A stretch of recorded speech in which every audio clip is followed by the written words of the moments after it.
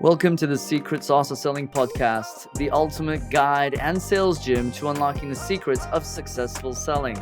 I'm your host, James Abraham, and I'm excited to be here with you today to share insights, tactics, and strategies to help you take your sales performance and sales leadership game to the next level. So sit back, relax, and enjoy the show. This week, we have Niraj Kapur. Niraj, welcome to the show. James, it's such a joy to be with you. Thank you so much. Niraj, why don't you give our listeners and viewers a quick intro of who you are, what you do, and what brought you to where you are today? Hi, everybody. My name's Niraj. I'm a LinkedIn top voice. SDRs, AEs, BDRs, and businesses contact me when they want to make more sales. The problem is closing sales is never a problem. It really isn't. The problem people have is they don't know how to open sales. They don't know how to engage with people. They don't know how to provide value and ask questions and provide insight. And that's what I do. I help companies and I help salespeople do that. I started off at the very, very bottom for many, many years. Almost 15 years I was in sales. Then I became a selling manager and I coached staff. And when I became a coach, that changed everything for me. And I realized that was what I wanted to do in my life. That's amazing. Well, congratulations on your success. And Thank you. today's topic is super interesting, and this is probably something that everybody has got something to do with. And it's interesting. I go into businesses, and I see everyone doing one thing most of the day. You know what that is? Scrolling through LinkedIn. And so today's topic is sales and integrity on LinkedIn. And Niraj is probably the number one expert when it comes to this stuff. So, Niraj, tell us a little bit about what we're talking about today. Okay, at the moment in 2023, there's a major problem with people getting spammed all day on LinkedIn. And there are better ways to do this. So, over the next half hour, I'm going to be sharing best practices and things you can do and things you must never do when it comes to selling on LinkedIn. This is going to be a lot of fun. And so let's start from the beginning. Let's start from the beginning. Why is all of this noise happening? I mean, why is spamming become the norm? Is it because people are lazy? Is it because they're stupid? Is it because they don't know, or is it they don't care? A mixture of all. I don't like, it's a mixture of all of the above. But the main problem is when times are tough, people often default to bad habits. I think that's the politest way of putting it. When times are tough, we often do things we shouldn't do. And you know what? I've been guilty of this in the past. So I'm not judging anybody. These are mistakes I've made in the past. And when times are tough, people go, okay, I don't know what to do. I'll just spam 50 people. And I hope one of them replies to me, which is a terrible strategy. Well, But hope is not it's a strategy. only Oh, yeah. So is that it's not. emotion? Is it an emotional? Is it an emotional thing? So is it like an emotional thing? A lot of people, especially salespeople, do this because their bosses often tell them to.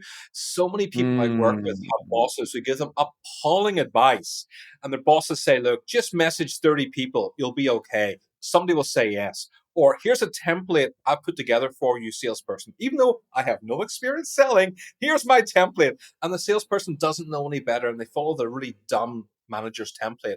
So a lot of people do things because they don't know any better. And the other problem, of Got course, it. is a lot of people lack awareness. This is why I always encourage people to invest in themselves and to invest in personal development. Because when you become self aware, you know what you're doing right or wrong and you can improve it. Most people have no idea what they're doing is wrong, not a clue. Yeah, yeah, that's so common. And so, could you describe what? I mean, how would I know if I'm being spammed? I mean, I'm seriously, these days, at the end of the day, I'm sure each and every one of us have problems that someone can help us solve. And we go through life and business solving problems and filling in gaps, and we miss out, I think, on good opportunities. So, is there even any way to even filter through all of this noise? I mean, how do I know that when I'm being spammed, or a spam message that just seems like it is spam, how do I know, as a potential buyer, as someone that has a problem, how would I know if the message and the approach I'm getting is for real or is just some machine? I always look to see, Authenticity. is there any personalization in the message?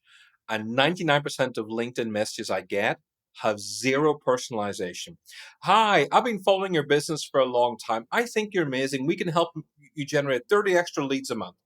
Hi, I love your content. I can make you 100 grand per month as a coach on LinkedIn. I'm like, yeah, it's the same thing over and over again. And these are terrible messages. It's not personalized. The people I do business with, and I have done business with a lot of people on LinkedIn, from buying life insurance to investing in conferences to hiring coaches.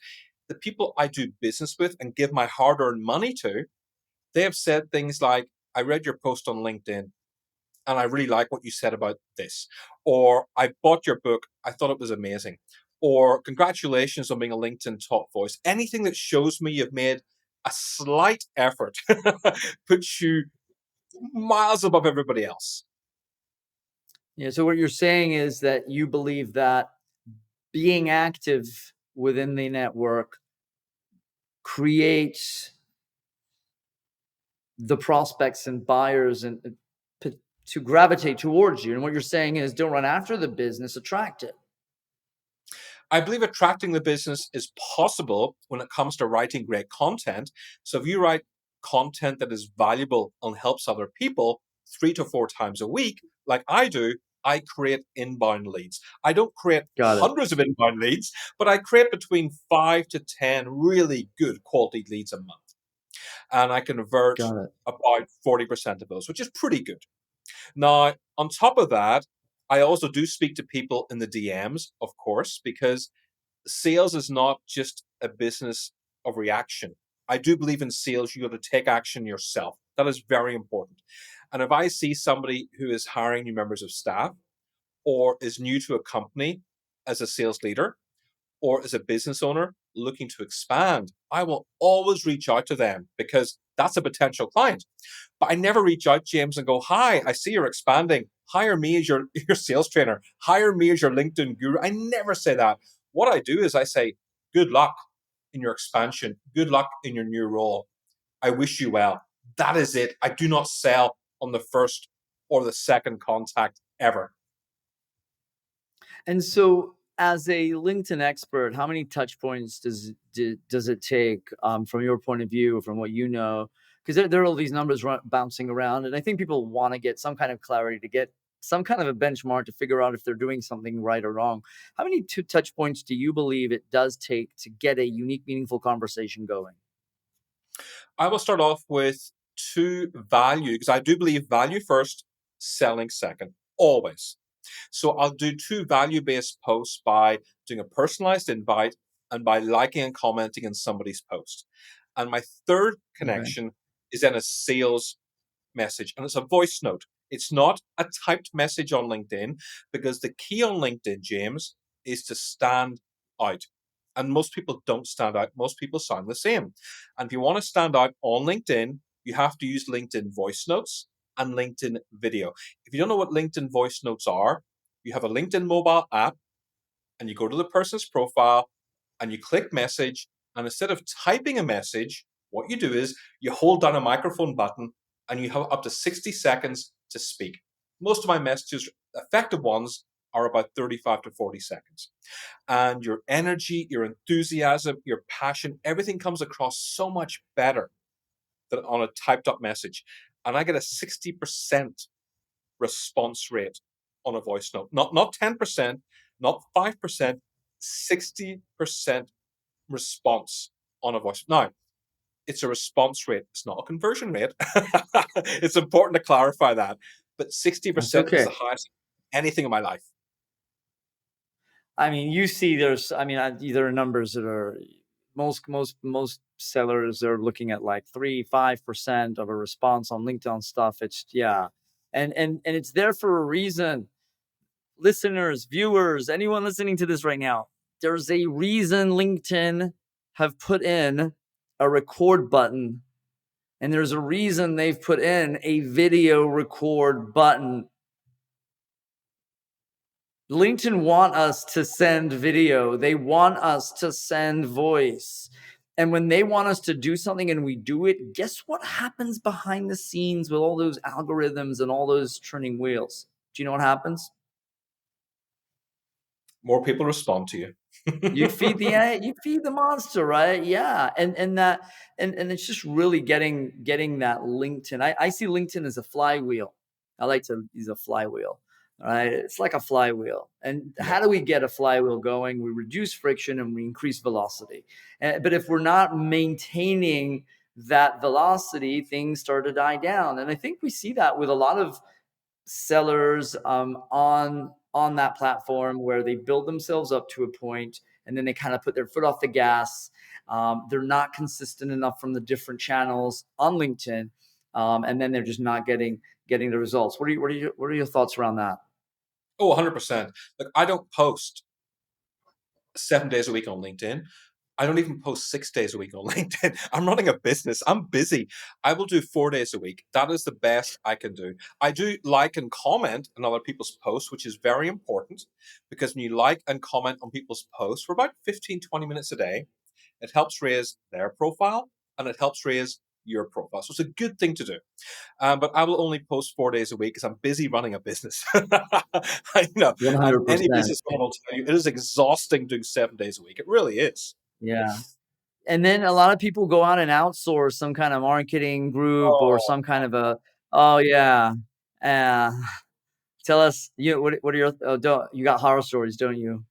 I've got some serious horror stories. I've had people spam me 2, 3 times in a week on LinkedIn Messenger, and I've Oh called up their no. bosses saying, "Look, what is going on here? This is embarrassing." And majority of the time they go, "Oh, we're sorry. That's our marketing agency's fault, or we hired a social selling agency who did that for us. We didn't know that." Now, I'm sure some of them are making excuses, but many people I do know waste thousands of dollars every month outsourcing their business to marketing agencies. Most marketing people can't sell. Why would you want to give them your LinkedIn accounts for it? It makes no sense to me. Just don't do it. Don't do it.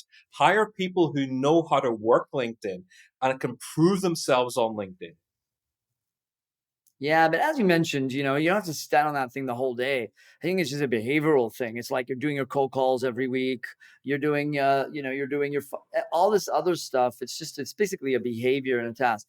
So, Niraj, would you walk us through some of the techniques that you believe work really well these days, especially during a period where there's a lot of pressure.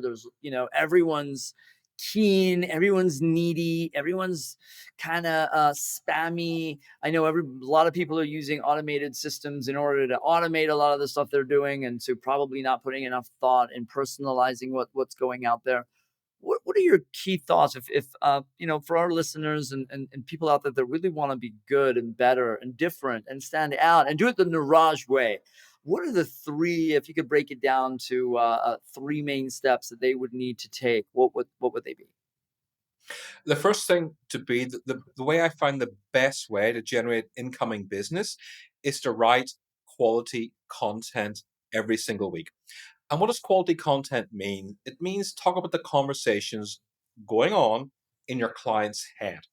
So I have talked about, a client doesn't pay their bills after 30 days. What do you do? Everybody gets that. I've been working with a client for 4 months and they start ghosting me. What do I do? Everybody gets that. How to write emails that people respond to. Oh my God, those posts do really well. So I write about things that people are thinking about and it's going on in people's minds because I speak to clients every day. So I have a very good understanding of what their concerns they have when it comes to sales on LinkedIn. Yeah. So when you write about that, you sound smart. However, when you shoot it on a video and you put it on LinkedIn, you sound twice as smart. And LinkedIn is where I get majority of my incoming inquiries from. Doing video makes you an authority. It makes you sound smarter. I sound way smarter than what I am when I do video. So that's the first thing, do video. The second thing is I changed my business model last year from selling to serving. And I had the best year of my career in business because it's all about helping people, helping people, helping people. So instead of saying, who can I sell to today? Ask yourself, who can I help today? And the third thing is follow up. Most people spam me once, thankfully, and I never hear from them again. But business is not a one touch game. Sometimes it's three touches, sometimes it's six, sometimes it's nine or 12, depending on how big the company is. Yeah, I mean, I'm hearing bigger numbers recently on a lot of like I'm hearing 18 touch points, stuff like that. Simply because there's so much going on in everyone's life that their level of attention is going down. So yeah, I agree 100%. And the thing is, I think a lot of times it's also the cadence. A lot of people just they either spam or just don't do enough. And so what would be a good cadence from your perspective? What do you feel works these days? And you know what? I think what is respectable for our prospects, because again, we don't want to spam them, and we do want to be respected for their time and their level of attention. What are your thoughts? If I don't know who you are, if someone spams me, I'll do one of two things. I'll go, ugh, delete. If they spam me two or three times in a row, I go block, which is really bad because you will never sell to me ever again. So to avoid that, I recommend two things. First of all, have a good LinkedIn profile. Because if you try to sell to somebody, the first thing someone's going to do is look at your LinkedIn profile. And if your LinkedIn profile sucks, which a lot of people's LinkedIn profiles really do suck, the person is not going to do business with you. So you've got to have an optimized LinkedIn profile, a strong about section, have recommendations from customers, tell people how you help them. That is absolutely vital. And in terms of a cadence, like somebody's comments and posts at least twice, then send a personalized invite the third time, then the fourth time, like and comment their posts, and then fifth time, leave a voice note or send a video. So you're not even selling until the fifth touch point.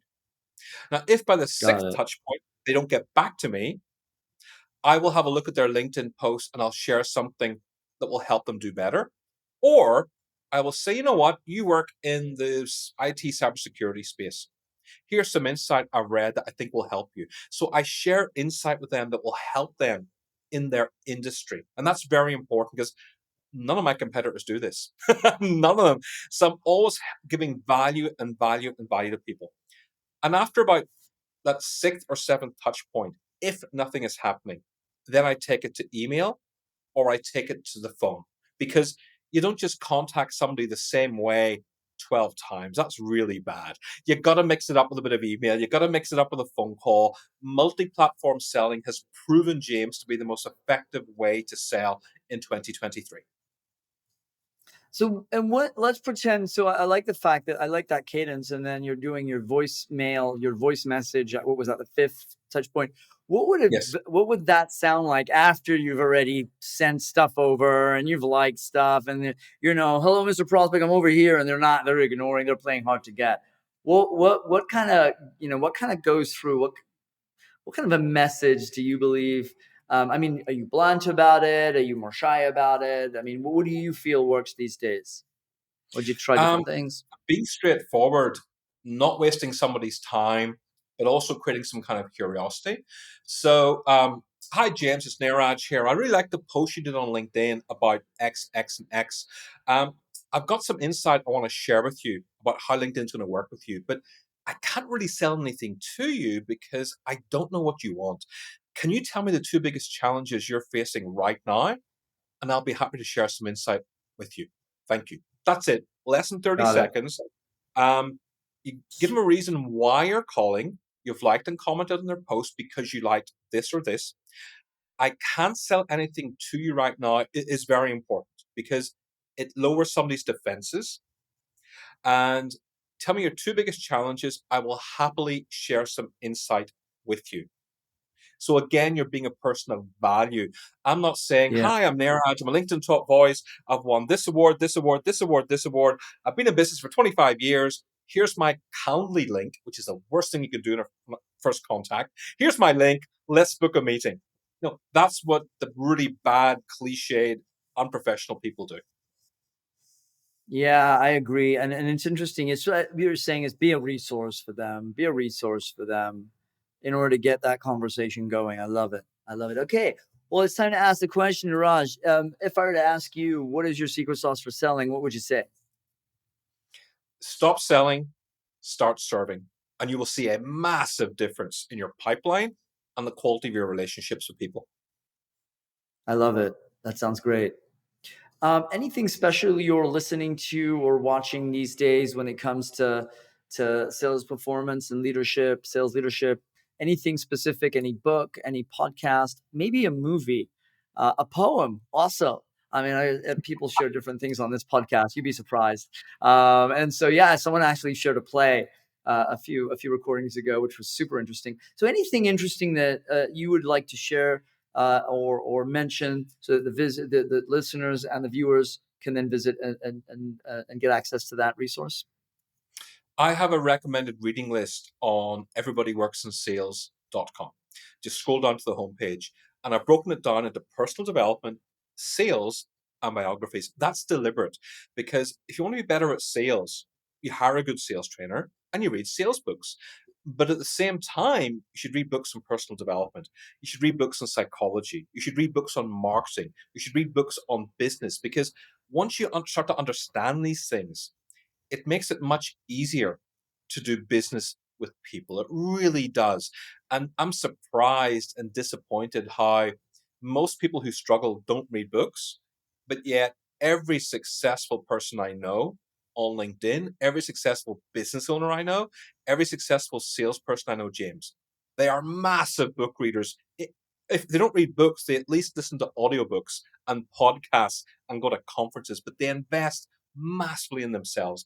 And most people don't see sales as a skill set, which is why they improvise and make it up and wing it and do a really bad job. So please invest in yourself.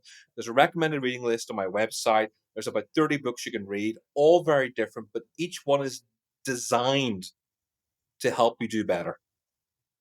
Yeah, I love that. That's so important. It's so relevant. It's funny when people ask people, "Do you read books?" They say, "No." I said, "I don't read, James." I'm like, "Listen, can I recommend?" "Oh, I don't read books, James. I'm too busy."